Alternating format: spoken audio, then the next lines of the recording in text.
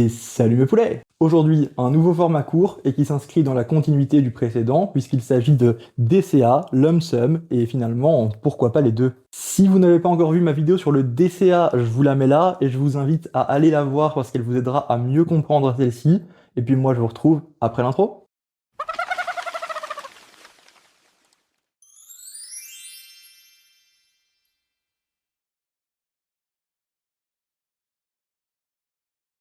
Pour celles et ceux qui n'auraient pas le terme technique du lump sum, c'est encore plus con que le DCA, c'est vraiment juste, vous mettez tout en bourse en un coup, vous rentrez tapis. Évidemment du coup, ça ne s'adresse qu'à des personnes qui ont déjà un minimum de capital à investir. Et là je passe un coucou à Mathias Bacchino qui avait dit dans une interview que finalement c'était une question qui ne se posait pas vraiment, puisque la plupart des gens n'avaient pas de capital à investir.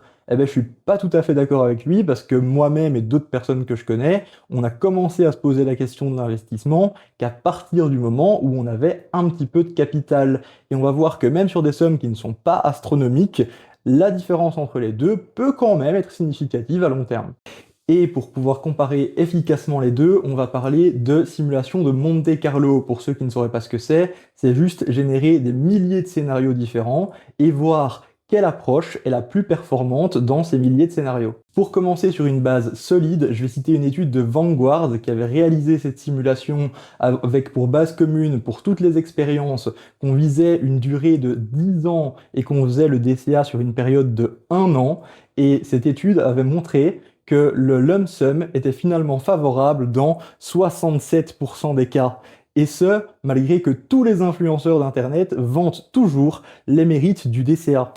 Waouh, je tombe tout nu là. Et pour ne pas parler seulement d'une étude que vous pourriez trouver sur internet, je vous ai généré ma propre simulation de Monte Carlo avec des chiffres un petit peu différents. Pour bien comprendre les chiffres qui apparaissent devant vous, vous devez savoir que cette simulation a été faite sur un horizon d'investissement de 30 ans avec un capital de départ de 20 000 euros investi sur le MSCI World et d'un côté avec un lump sum classique et de l'autre un DCA de 500 euros par mois pendant donc 40 mois. Mais plus vous allez prolonger ce DCA et plus le nombre de scénarios favorables au lump sum est important. Vous l'aurez compris, statistiquement, le lump sum surperforme largement le DCA, que ce soit dans le nombre de scénarios favorables, dans ses performances moyennes et médianes, mais même lorsqu'on parle des situations extrêmes, celles qui sont extrêmement favorables au lump sum rapportent 3 fois plus en termes d'écart de performance que les scénarios inverses pour le DCA. Mais avant que vous ne vous jetiez sur le lump sum, je tiens à faire un petit point psychologie humaine. Parce que déjà, mettre tout l'argent que vous avez durement épargné en bourse en une seule fois, ça peut être stressant.